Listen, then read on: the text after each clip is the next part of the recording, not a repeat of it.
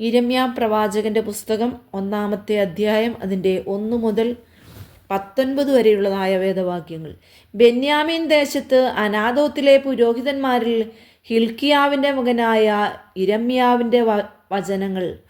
അവന് യഹൂദാ രാജാവായി ആമോൻ്റെ മകനായ യോശിയാവിൻ്റെ കാലത്ത് അവൻ്റെ വാഴ്ചയുടെ 13-ാം ആണ്ടിൽ യഹോവയുടെ അരുളപ്പാടുണ്ടായി.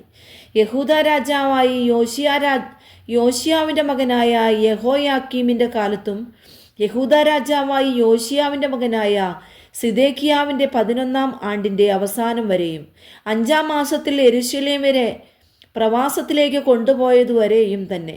അങ്ങനെ ഉണ്ടായി യഹോവയുടെ അരുളപ്പാട് എനിക്കുണ്ടായതെന്തെന്നാൽ, നിന്നെ ഉദരത്തിൽ ഉരുവാക്കിയതിനു മുമ്പേ ഞാൻ നിന്നെ അറിഞ്ഞു.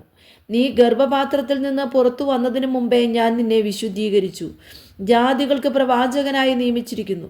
എന്നാൽ ഞാൻ, അയ്യോ യഹോവയായ കർത്താവേ, എനിക്ക് സംസാരിപ്പാൻ അറിഞ്ഞുകൂടാ, ഞാൻ ബാലനല്ലോ എന്ന് പറഞ്ഞു.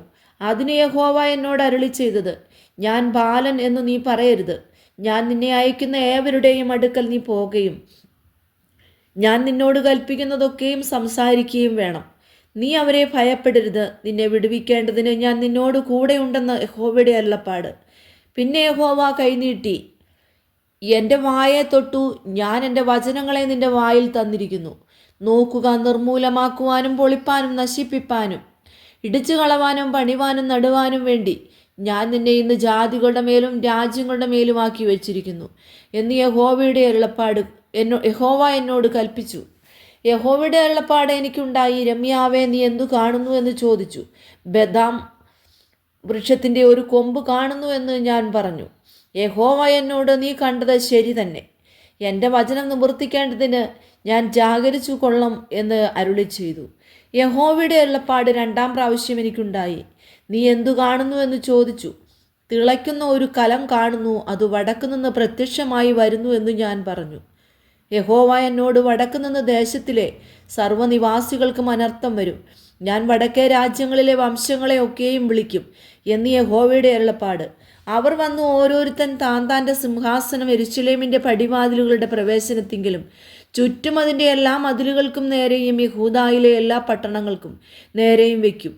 അവർ എന്നെ ഉപേക്ഷിക്കുകയും അന്യദേവന്മാർക്ക് ധൂപം കാട്ടി തങ്ങളുടെ കൈപ്പണികളെ നമസ്കരിക്കുകയും ചെയ്ത സകല ദോഷത്തെയും കുറിച്ച് ഞാൻ അവരോട് ന്യായവാദം കഴിക്കും. ആകയാൽ നീ അരകെട്ടി എഴുന്നേറ്റ് ഞാൻ നിന്നോട് കൽപ്പിക്കുന്നതൊക്കെയും അവരോട് പ്രസ്താവിക്കുക. ഞാൻ നിന്നെ അവരുടെ മുമ്പിൽ ഭ്രമിപ്പിക്കാതെ ഇരിക്കേണ്ടതിന് നീ അവരെ കണ്ടു ഭ്രമിച്ചു പോകരുത്. ഞാൻ ഇന്ന് നിന്നെ സർവ്വദേശത്തിനും യഹൂദാ രാജാക്കന്മാർക്കും പ്രഭുക്കന്മാർക്കും പുരോഹിതന്മാർക്കും ദേശത്തിലെ ജനത്തിനും നേരെ ഉറപ്പുള്ള ഒരു പട്ടണവും ഇരുമ്പ് തൂണും താമ്രമതിലുകളുമാക്കിയിരിക്കുന്നു. അവർ നിന്നോട് യുദ്ധം ചെയ്യും, നിന്നെ ജയിക്കുകയില്ല താനും. നിന്നെ രക്ഷിപ്പാൻ ഞാൻ നിന്നോട് കൂടെയുണ്ട് എന്ന് യഹോവയുടെ അരുളപ്പാട്.